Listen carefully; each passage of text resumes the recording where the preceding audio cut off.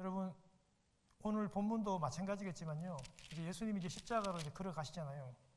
오늘 베드로의 연약한 모습도 보고 하는데 결국에는 베드로는 위대한 사도가 됐습니다. 그런데 왜 이렇게 부족하고 실패한 모습을 이렇게 기록해 놨을까요? 다 우리 때문입니다. 우리가 이것을 보고 우리도 실제로 그렇게 어려운 길에서 하나님 앞에 엎드려 기도하라고 우리를 위한 하나님의 그런 음성이라고 생각하시면 되는 겁니다. 여러분, 지난 주일날 우리 예수님의 중보기도 한번 살펴봤잖아요.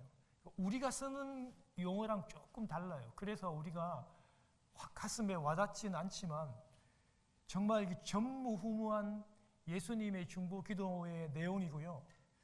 제가 중요한 게 있다고 그랬잖아요. 이 중보기도를 지금도 분명히 예수님이 죽은 게 아니라 살아 계셔가지고 예수님이 지금도 하고 계시다는 거. 지금 이 순간에도.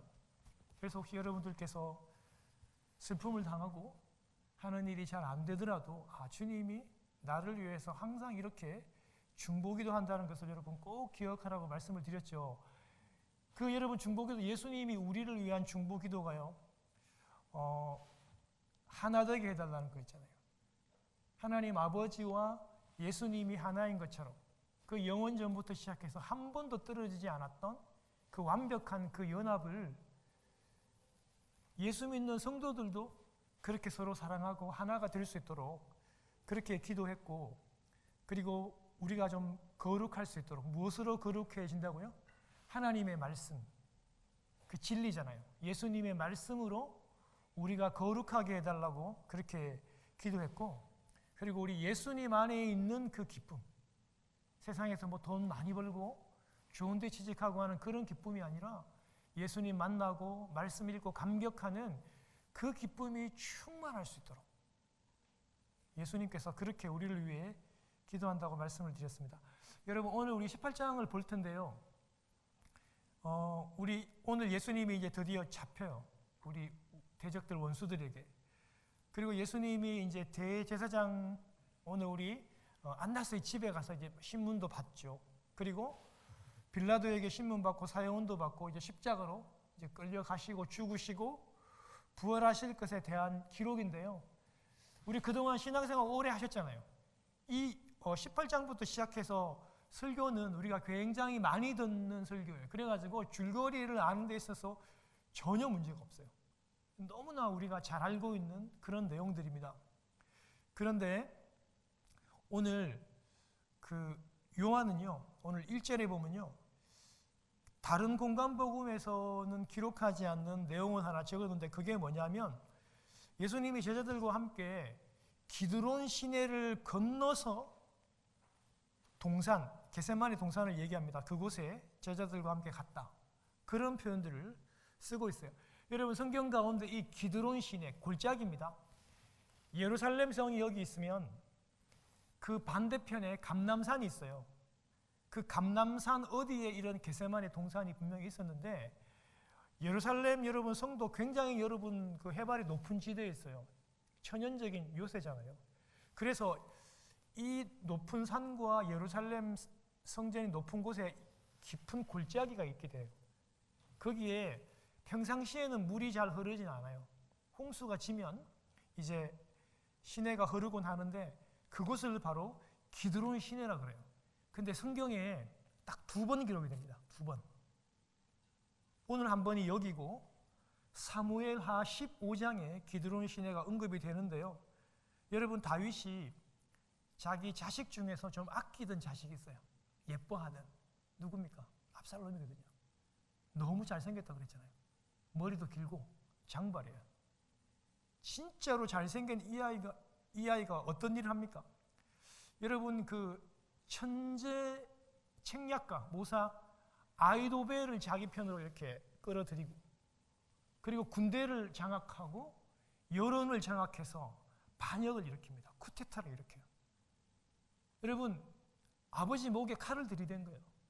다윗과 신하들이 잡히면 죽으니까 너무 두려워서 궁에 후궁 10명 남겨놓고 다윗을 따르는 백성하고 신하들을 데리고 이 기드론 시내를 건너가지고 감람산으로 갔다가 유다 광야로 도망을 칩니다. 잡히면 죽어요.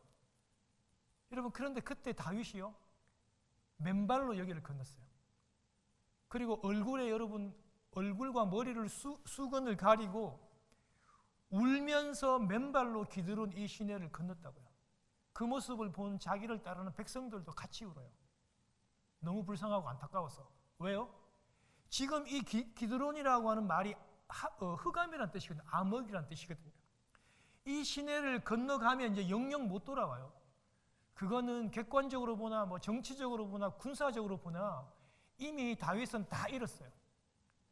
이제 끝이에요. 여기를 건너가면 끝이라고요.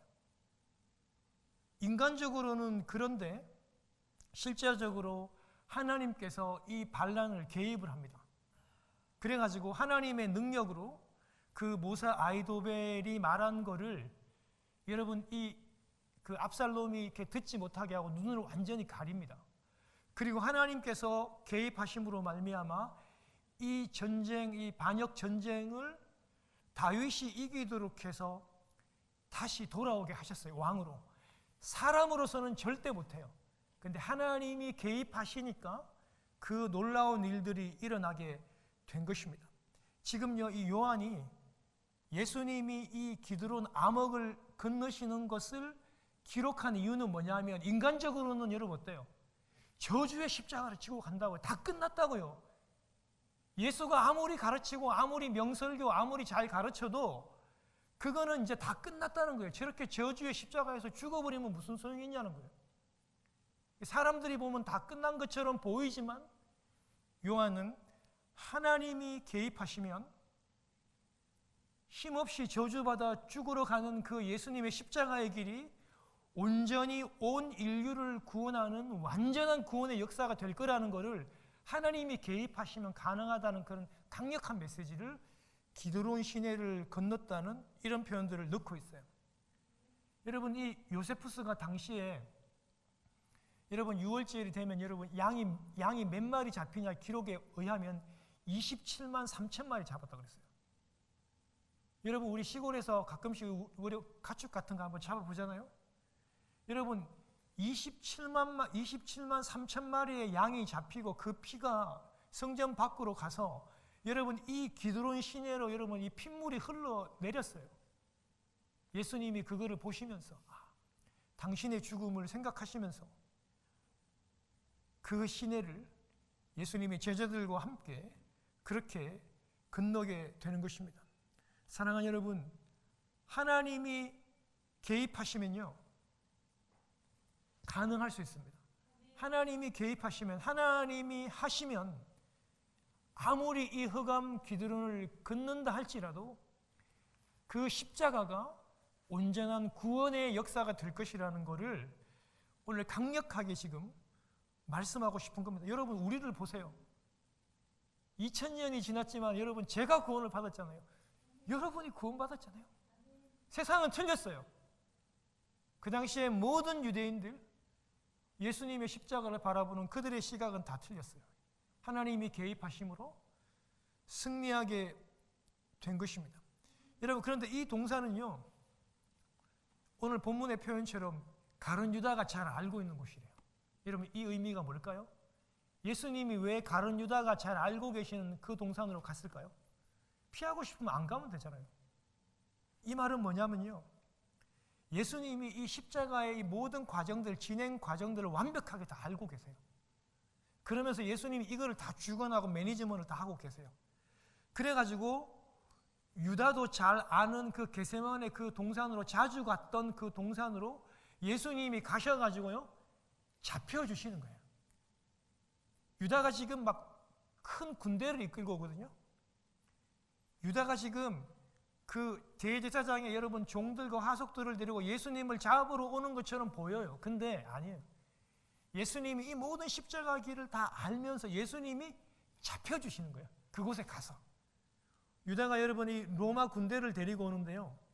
오늘 여러분 본문에 나와 있는 이 로마 군대라고 하는 여러분 이 단어는 스펠마라고 하는 단어는요. 로마의 대대급에 해당합니다. 600명이 넘습니다. 완전히 무장한 600명이 넘는 로마 군대와 대제사장과 바리새인의 종들까지 합쳐가지고 지금 예수님을 잡으러 왔어요. 이 정도의 군사를 동원하려면 반드시 총독하고 의논을 해야 돼요.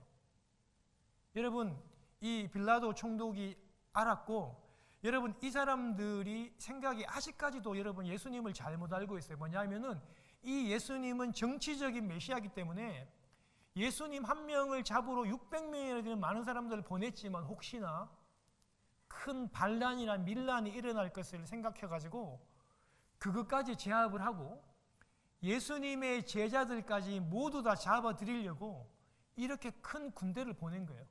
600명이 넘어. 여러분, 이 로마 군사 600명 진짜 여러분 한계 대단한 겁니다. 여러분, 이 많은 군사들을 보냈던 거죠. 그러나 그들은 틀렸어요.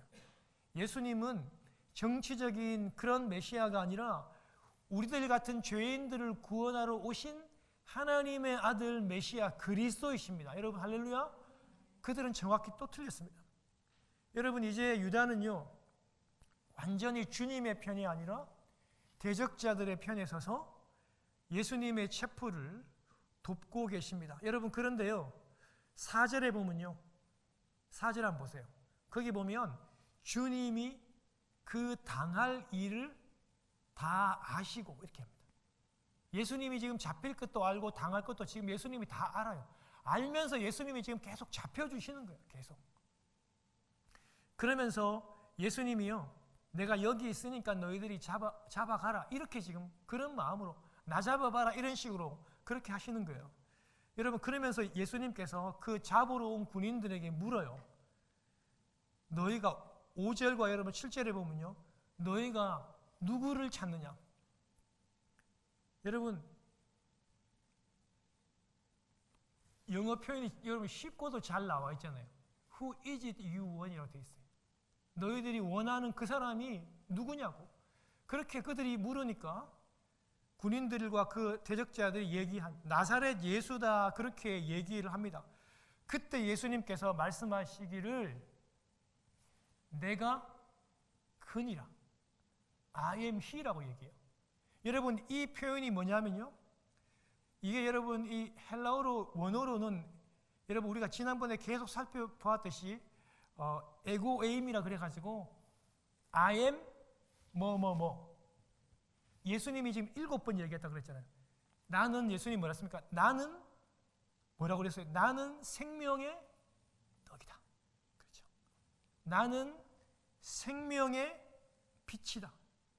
예수님이 나는 생명의 문이다. 나는 선한 목자다. 나는 길이요 진리요 생명이다. 나는 참 포도나무다. 여러분, 이 표현이 뭐냐면요, 바로 내가 하나님의 아들이라고 하는 당신의 그 신성을 나타내는 정체성을 표현하는 여러분 그런 패턴이에요. 나는 무엇이다. 예수님께서 말씀하십니다. 예수님이 지금 다 가르쳐주고 다 대답해요. 너희들이 누굴 찾아? 나사렛 예수를 찾는다 그러니까 내가 바로 그다. 내가 바로 하나님의 아들이고 내가 바로 메시아라고 그리스도라고 그렇게 얘기를 하는 겁니다. 여러분, 그런데요 놀라운 일들이 생기게 됩니다. 여러분, 우리 6절 한번 볼까요? 6절에 보세요. 같이 한번 읽어볼게요. 시작. 예수께서 그들에게 내가 그니라 하실 때에 그들이 물러가서 땅에 엎드려지는지라. 여러분, 한두 명이 아니라 지금 600명이 넘는 이 모든 사람들이 예수님께서 당신이 하나님의 아들 그리스도이심을 밝혔어요. 내가 그니라 하니까 이 사람들이, 이 군인들이 어떻게 됐냐면 땅에 그대로 꼬꾸라졌어요. 엎드려졌어요. 자발적으로 그들이 예수님을 경배하기 위해서 그런 게 아니라 여러분, 이 사람들 여러분 펠이라고 되어 있잖아요. 그냥 엎드려졌어요. 그냥 확 꼬꾸라지는 거예요. 나가 떨어진 거예요. 예수님의 그 신적인 권능 앞에 그 모든 사람들이 그렇게 나가 떨어지고 엎드려지게 된 것을 우리가 볼 수 있는 것입니다. 여러분, 이런 놀라운 표적 같은 기적을 요한이 다른 공간복음에서는 기록하지 않았는데 예수님의 그 신적인 권능이 이렇게 대단하다는 것을 밝혀내고 있습니다. 사랑하는 여러분, 우리 예수님이 이제 죽음의 순간입니다. 죽으러 가는 잡히는 그 순간에도 예수님은 피하지 않고 그 모든 과정들을 다 알고 보시면서 자신이 잡혀주면서 자신이 하나님의 아들이고 그리스도라는 것을 드러내고 밝히면서 표적이 돼요. 타켓이 돼요. 그것이 여러분 곧 이김이고 승리라는 것을 우리에게 가르쳐 주잖아요, 요한이. 사랑하는 성도 여러분, 우리가 어려운 시험 만나거나 괴로움이 있거나 뭐 잘 안 되는 일이 있을 때 여러분 피하는 게 다 능사는 아닙니다. 피할 수도 있습니다. 때로는 피하기도 해야 되죠. 여러분 핍박이 오는데 우리가 다 어떻게 숭배합니까? 도망쳐야죠, 때로는. 그렇지만 우리가 오히려 그런 환난과 어려움 앞에 예수 그리스도의 이름으로 우리가 표적이 될 때, 나도 예수 그리스도 신자다, 나도 성도다라고 나이가 나타내고 표적이 되어질 때 대적들이 물러가고 승리하는 역사가 있다는 것입니다. 사랑하는 여러분, 우리가 힘들고 어렵지만 우리가 이런 용기로 우리 이 세상을 살아갈 수 있기를 바랍니다. 여러분, 그리고 예수님께서는요, 당신이 잡혀주면서 당신의 제자들은 풀어주라고 그래요. 예수님의 제자들이 그렇게 해서 풀려나는 겁니다. 근데 그것을 요한이 오늘 본문에서 가르쳐주고 있어요. 당신은 잡히는데 당신이 함께했던 이 제자들은 놓아주고 풀어주라고 하면서 당신이 당하게 될 이 십자가를 미리 가르쳐줘요. 미리 예표해주고 예견해줘요. 여러분, 십자가에서 당신이 죽으시고 당신이 제물이 되시고 당신이 피를 흘리심으로 우리를 살리게 한 것처럼 예수님이 먼저 그 순간에 가르쳐주고 있는 것입니다. 여러분, 그런데 오늘 본문 가운데 예수님이 이 구원의 십자가의 모든 길을 살펴보시고 보시면서 그렇게 진행되어져 가는 상황들을 지금 연결하고 연출하고 계시는데 찬물을 확 끼얹는 한 사람이 등장하게 됩니다. 그 사람이 누군가 우리 다 잘 알고 있는 사람들이에요. 이 모든 줄거리를 다 아는 사람이에요. 누구냐 하면 바로 베드로입니다. 여러분, 베드로가 오늘 여러분 그 굉장히 용기가 있는 것처럼 보입니다. 왜냐하면요, 베드로가 지금 한번 생각해 보세요, 여러분. 예수님과 제자들을 잡으러 오기 위한 600명의 로마 군대가 있는데 여러분, 베드로 혼자 칼을 뽑아가지고 그 600명 군대 앞에서 칼을 휘두르면서 예수님을 지키려고 했다니까요.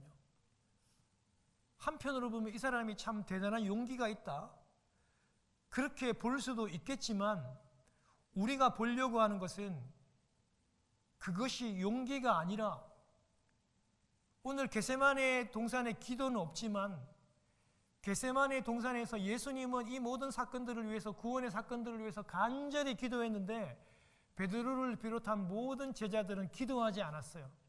피곤에 잤습니다. 기도로 준비하지 않는 사람의 여러분 이런 용기와 충동은요, 얼마 가지 못해요. 그리고 지금 예수님을 지키려고 하는 그 목적이 예수님이 지금 가시려고 하는 이 십자가의 길과 그 고통의 잔의 길과는 완전히 반대가 되잖아요. 예수님은요, 인간적인 마음에 지금 예수님을 지키고 싶었던 거예요. 예수님, 이 베드로의 마음에는 아직까지도 예수님을 정말 그 왕으로, 정치적인 왕으로만 생각하는데 내가 한번 의협심에 이 예수님을 지키겠다고 여러분 칼을 휘두르면서 그 무장하고 있는 로마 군대 사람들은 여러분 다 뭐 투구도 쓰고 있으니까 그 앞에 있는 여러분 이 대제사장의 종을 이렇게 죽이려고 아마 쳤나 봐요. 귀를 자르려고 자른 게 아니에요, 여러분. 조자룡도 아니고 어떻게 여러분 그 귀를 그렇게 자를 수 있겠습니까? 그냥 죽이려고 하다가 그렇게 여러분 귀가 잘린 겁니다. 여러분, 이렇게 기도하지 않는 이 의협심, 이런 충동, 이런 용기는요, 오히려 십자가의 길을 막게 됩니다. 판단을 잃어버리게 합니다. 사랑하는 성도 여러분, 예수님께서 베드로에게 오늘 본문에서는 여러분 나오지 않지만 마태복음 26장에 보면 예수님께서 칼을 쓰는 베드로에게 칼집을 집으로 도로 넣으라고 말씀하시면서 이 말씀하잖아요. 12군단보다 더 많은 그 천사를 내가 하나님께 기도하면 부릴 수 있다고 얘기합니다. 여러분 여기 나와 있는 여러분 이 군단이라고 하는 로마 여러분 헬라 레기온이라고 하는 말은 한 개 군단이 6,000명이에요. 7,200명보다 더 많은 천사들을 내가 하나님께 기도해서 내가 부르면 이 앞에 나와 있는 이 모든 사람들을 그냥 깨끗이 내가 썰어버릴 수 있어. 그런데 내가 그렇게 하지 않고 이 길을 내가 지금 십자가의 길을 나는 걸어가야 된다.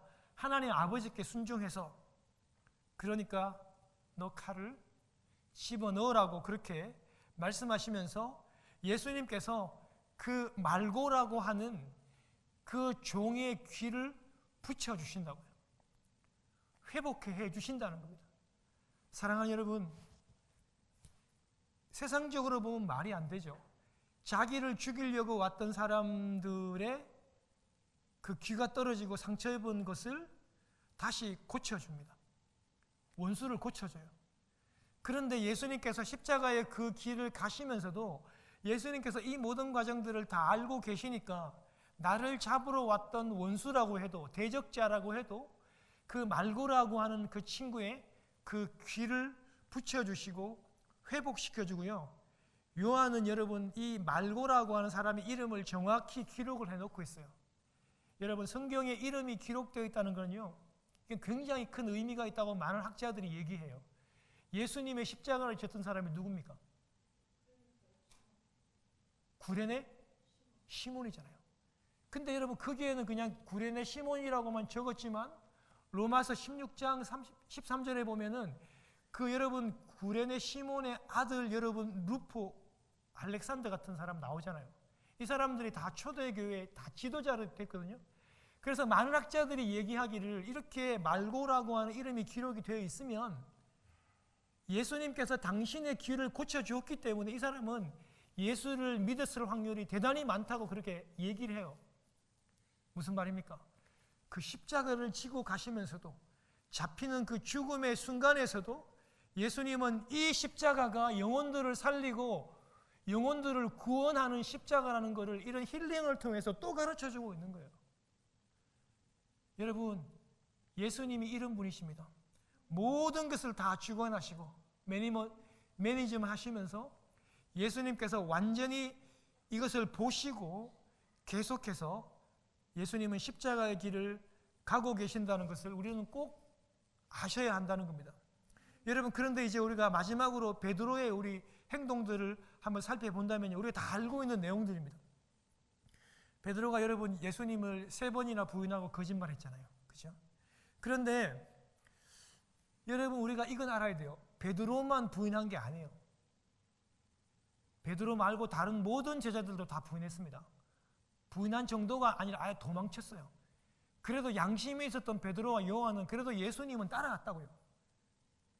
그래도 마음속에 내 스승이 주님이 어떻게 될 건지에 대한 그 사랑과 연민과 궁금함 때문에 그 대제사장 여러분 그 한나스의 그 뜰까지 따라가잖아요. 가룟 유다와 다른 제자들까지도 사실은 예수님을 다 배반하고 부인하고 도망쳤습니다. 그런데 여러분 이 베드로는요 계속해서 예수님과의 일정한 거리를 유지하면서 양다리를 걸치면서 그렇게 두려움에서 예수님을 따라갔습니다. 계속 간격을 유지하면서 혹시라도 예수님이 풀려나면 다시 예수님 편에 딱 붙고 예수님께서 십자가에서 허무하게 돌아가시면 예수님을 떠나고 도망치려고 항상 먼 거리를 유지하면서 그런 양다리 정책을 펼치면서 그렇게 따라갔던 거예요. 여러분 우리가 예수 믿는 거하고 참 비슷하다. 내가 예수 믿는 거하고 참 비슷하다.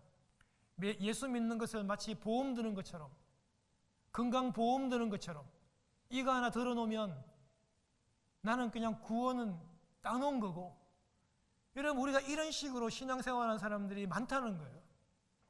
여러분 이런 베드로의 부적절한 행동들이 우리를 향한 권고입니다. 베드로는 이미 훌륭한 사람으로 순교까지 하면서 하나님 나라가 계시지만 그의 부끄러운 모든 내용들을 우리 때문에, 나 때문에 지금 이것을 기록을 해놓고 있습니다. 사랑하는 여러분, 우리 교인들이, 세상에 있는 성도들이요, 예수 믿는다고 하는 사람들이 예수 믿다가 조금만 손해보고 불리하면 세상으로 가버립니다. 뒤도 돌아보지 않고. 우리 돈에 진짜 약하잖아요. 조금만 손해보고 조금만 아니다 싶으면 우리는 그렇게 쉽게 세상으로 돌아가잖아요. 사랑하는 성도 여러분, 조금 손해가 되어도, 조금 힘이 들어도, 조금 아파도 대제사장 뜰까지만 가는 사람이 아니라 예수님의 십자가의 골고다까지 따라가는 여러분 되시길 바랍니다. 여러분, 그게 성도입니다. 그게 진짜 의리를 지키는 거고요. 여러분, 그런데 오늘 본문의 조금 특이사항은 여러분 잘 아시겠죠? 읽어봤겠지만 이 다른 제자라고 하는 요한이 대제사장하고도 잘 알고, 지금 대제사장은 예수님을 지금 잡아 죽이고 있잖아요.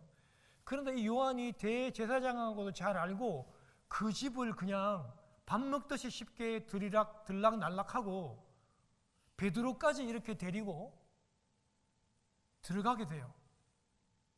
근데 여러분, 그 이유를 여러분 아주 유명한 여러분 신약 학자 여러분 이 윌리엄 바클레이라고 하는 굉장히 여러분 유명한 신학학자가 이렇게 얘기를 했는데 제가 굉장히 좀 동의가 되더라고요. 당시에 여러분 이 요한의 집안, 세베대 집안이 뭐랬냐면은 갈릴리에서 나는 그 정어리를 잡아가지고 그걸 말리는 사업을 했대요. 동시에 여러분 이 소금을 유통하는 그런 큰 사업을 했는데 이 정어리를 말려서 하는 여러분 그것하고 소금을 이 대제사장 집에 이렇게 넣고 판매하는 그런 일을 해가지고 대제사장과 이 요한 집안이 아주 잘 알았대요. 그래가지고 오늘 쉽게 그렇게 들어갈 수 있었는데 여러분 잘 보세요. 대제사장이 요한이 예수님의 제자라는 걸 알아요, 몰라요? 안다고요. 지금 이 말은 무슨 말이냐면 지금 예수님의 지금 잡혀가지고 신문을 당했지만 예수님의 이 제자들의 상황이 그렇게 심각하지는 않다는 거예요. 베드로도 지금 예수님의 제자라는 신분을 밝히고 요한과 함께 예수님의 제자라는 신분으로 그 대제사장의 집에 지금 들어갔어요. 알고도 지금 안 잡고 있단 말이에요. 심각하지 않아요, 상황 자체가 지금. 그런데 여러분 그 문지기가요, 문을 지키는 여종이 지금 베드로에게 묻잖아요. 여러분 이거 형사 취조하듯이 지금 그렇게 묻는 거 아닙니다, 여러분. 지금 문지기가 베드로가 여러분 제자라고 문에 지금 들어오려고 하니까 단순하게 지금 물어보는 겁니다. 17절에 네가 예수의 제자 중 한 명 아니냐 이렇게 그냥 물어보는 거예요. 이게 여러분 막 베드로를 지금 막 묶어놓고 막 때리면서 너 예수님 믿으면 살리고 안 믿으면, 여러분 그런 상황이 아니고 그냥 단순하게 네가 그 예수님의 제자 중 하나가 아니냐 이렇게 베드로에게 물어보는데 17절에 여러분 베드로가 나는 아니라고 첫 번째 거짓말을 합니다.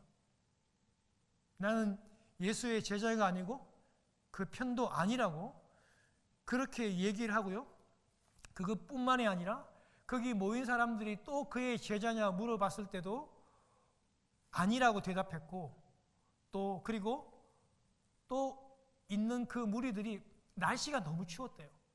그때가 광야에서 불어오는 한 3월달, 4월달이라 가지고 광야에서 불어오는 이 매서운 바람 때문에 많은 사람들이 추워가지고 불을 뗀 거예요. 숯불을 떼가지고 사람들이 이렇게 모여가지고 이렇게 불을 쬐고 있는데, 여러분 생각해 보세요. 사람들이 추워서 모여가지고 불 앞에 옹기종기 모여가지고 숯불 앞에서 불을 쬐고 있는데 베드로를 보고 그냥 그렇게 묻는 거예요. 내가 너 봤는데? 내가 너 동산에 그 게세마네 동산에서 너 봤는데? 너도 그의 제자가 아니냐? 이런 식으로 지금 이제 심각하지 않는 상태에서 물어봤는데 베드로는요 계속해서 나는 아니라고 그렇게 얘기하고, 마태복음 26장이나 누가복음 14장이나 이런 마가복음 14장이나 누가복음 22장에 보면 아니라고 맹세도 하잖아요. 그리고 그냥 부인하고 거짓말하는 정도가 아니라 아예 예수님을 저주까지 하잖아요. 여러분, 기도하지 않고 기도로 준비하지 않고 기도로 앞을 내다보지 못하면 이런 두려움들이 오고요. 심각하지 않는 이런 질문 앞에서, 심각하지 않는 이런 환난 앞에서, 이런 고난 앞에서 돌발적으로 베드로처럼 그렇게 툭 튀어나오면서 실수를 해버린다는 겁니다. 사랑하는 여러분, 반면에 우리 주님은요, 이 모든 십자가의 과정들을 다 아시면서도 주님이 기도하잖아요. 예수님이 하나님의 아들이시고 하나님이신데 기도 안 해도 돼요. 그럼에도 불구하고 겟세마네 동산에 올라가셔가지고 땀방울이 핏방울이 되기까지 간절히 기도하시잖아요. 기도하시는 예수님은 당황하시지 않고, 그리고 모든 것을 보시면서 가는 그 과정에서도 말고와 같은 사람들에게 여러분 그들을 살리고 그에게 이렇게 여러분 복음을 전하면서, 물론 행동이지만 전하면서 주님께서는 이런 길을 가지만 기도 없이 가는 베드로는 끊임없이 작은 단순한 질문 앞에서도 예수님을 부인하고 또 부인하고 맹세하고 저주하는 그런 실수를 범할 수밖에 없다는 것입니다. 사랑하는 성도 여러분, 누가복음 22장에 보면요, 오늘은 그건 기록이 안 되어 있는데요, 예수님이 그렇게 신문을 받으시고 계시다가 예수님이 뒤를 돌아봐요. 뒤를 돌아보고 예수님이 베드로를 이렇게 보시는데 그냥 보는 게 아니라 진짜로 직통으로 딱 봐요. 그게 여러분